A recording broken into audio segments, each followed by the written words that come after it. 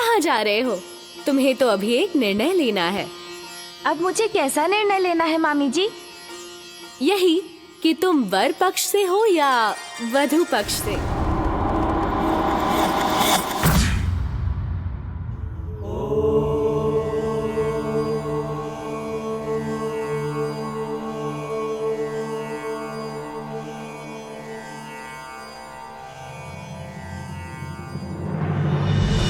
मैंने महादेव से तो कह दिया था कि बारात ले आइए, किंतु विवाह का आयोजन कहाँ और कैसे होगा? यही इसी स्थान पर महादेव मुझे लेने आए थे।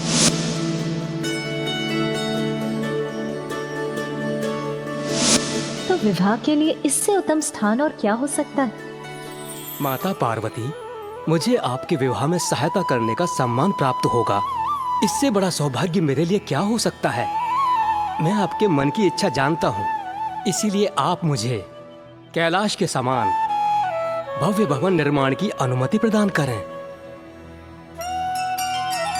हमें लगता है कि भवन निर्माण की उचित जगह यही है।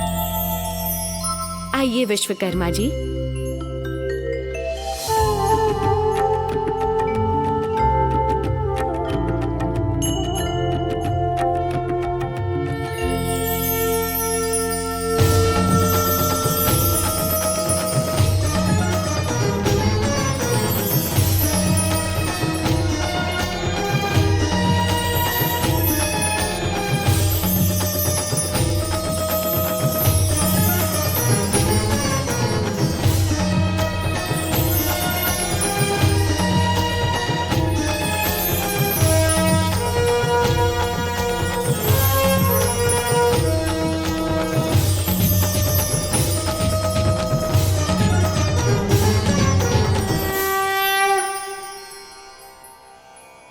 ग्रह तो नारी से ही पूर्ण होता है, बिना किसी नारी के कैसे होगा सब?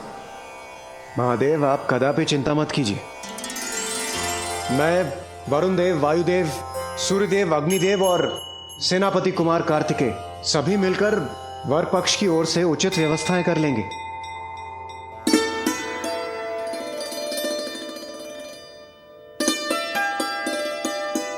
अवश्य इंद्रदेव, आप बस निर्देश दीजिए, कहां से प्रारंभ करें हम? हाँ हाँ, सर्वप्रथम हमें भोजन की व्यवस्था करनी चाहिए। हाँ, यही उचित होगा। क्षमा चाहता हूँ इंद्रदेव, किंतु मेरे विचार से सर्वप्रथम हमें सजावट करनी चाहिए। ये उचित होगा। आज्ञा दीजिए प्रभु, आज्ञा दीजिए। नहीं नहीं सूर्यदेव, सजावट का काम तो होता रहेगा, किंतु भोजन की व्यवस्था करने में अधिक समय लगता है, इसलिए हमें शुरुआत वहीं से करनी चाहिए। किंतु हम तो वर पक्ष से हैं ना, और हमें तो कन्या पक्ष के यहाँ जाना है, तो फिर हम भोजन किसे कराएंगे? तो क्या सूर्यदेव, आप अतिथियों का आदर सत्कार बिना भोजन के करेंगे? किंतु सूर्यदेव उचित कह रहे हैं। अतिथि सत्कार और भोज तो कन्या पक्ष का दायित्व है। भोजन तो कराना ही होगा, यही नियम है। शांत हो जाइए, आप सभी शांत हो जाइए। जब मुझे विवाह वहां करना है तो मुझे वहीं रहना चाहिए था। मेरे यहां रहने का औचित्य ही क्या? और ये भोजन और सजावट पर विवाद करना सर्वथा व्यर्थ है। हमें तो शीघ्रता से प्रस्थान करना चाहिए। ये महादेव को क्या हो गया है? स्पष्ट है अग्निदेव, वो शीघ्र ही विवाह कर देवी पार्वती को यहाँ लाना चाहते हैं। उमा वहां मेरी प्रतीक्षा कर रही होगी।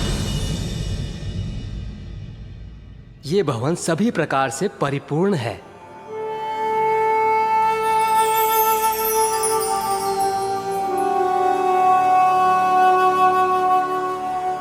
नहीं, इसमें अभी भी कुछ शेष है।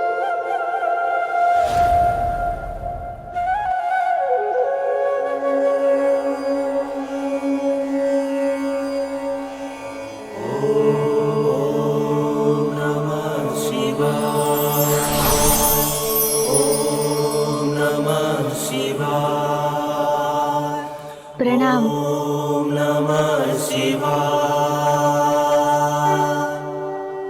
अब इनकी स्थापना से ये भवन अपनी परिपूर्णता प्राप्त करेगा।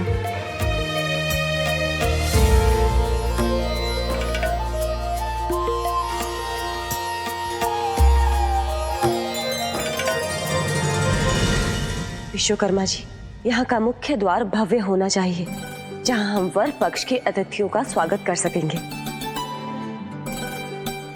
हाँ हाँ, साज सज्जा ऐसी होनी चाहिए कि वर पक्ष को भी ज्ञात हो जाए कि कन्या पक्ष भी किसी से कम नहीं है। हाँ, मैं माता सची से सहमत हूँ। उचित है।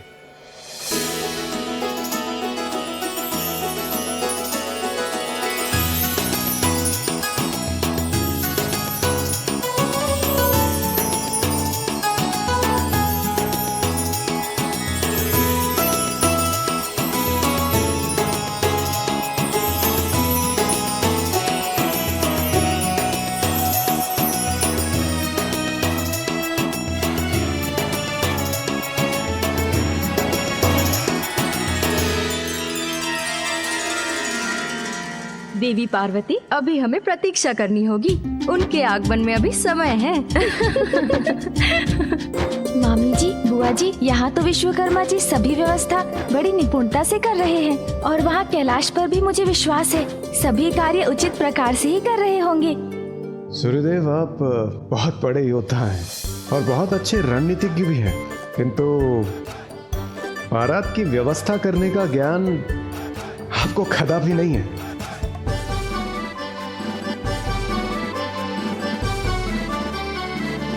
परंतु महादेव, आप कहाँ जा रहे हैं? व्यर्थ है इतने विचार, अब हमें प्रस्थान करना चाहिए। किंतु महादेव, निमंत्रण आने के पूर्व वहां कैसे जा सकते हैं हम? उचित है महादेव, जब तक कन्या के पिता ऋषि कात्यायन शगुन की थाल नहीं लेके आते, हम बारात लेके नहीं जा सकते। उचित है। तो आप लोगों में से किसी ने ऋषि कात्यायन को सूचना अवश्य पहुंचा दी होगी कि हम उनके आमंत्रण की ही प्रतीक्षा कर रहे हैं।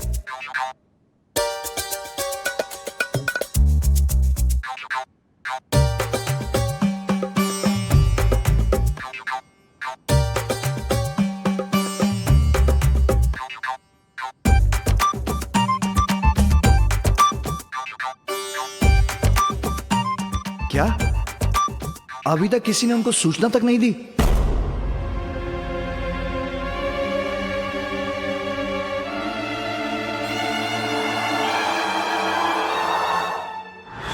ये फल और लड्डुओं का थाल देकर ऋषि कात्यायन को माँ के विवाह का शुभ समाचार दूंगा मैं।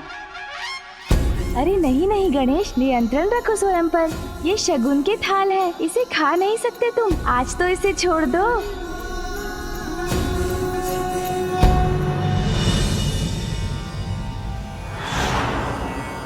क्षमा करे ऋषिवर, मुझसे रहा नहीं गया और मैंने खा लिया। मेरे यहाँ आने का प्रयोजन है ऋषिवर, आपकी पुत्री के विवाह के लिए आपको शगुन की थाल लेकर कैलाश जाना होगा। मेरी पुत्री ने अपना वचन निभा दिया।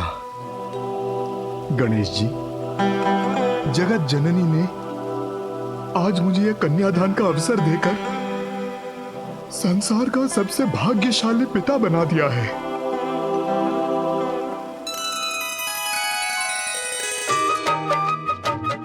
प्रथम पूज्य हो तुम पुत्र गणेश, मंगल मूर्ति हो। तुम्हारे द्वारा मेरे इस मांगलिक कार्य का शुभारंभ हो, उससे अधिक मंगल और क्या हो सकता है। मैं सदा तुम्हारी आभारी रहूंगी पुत्र।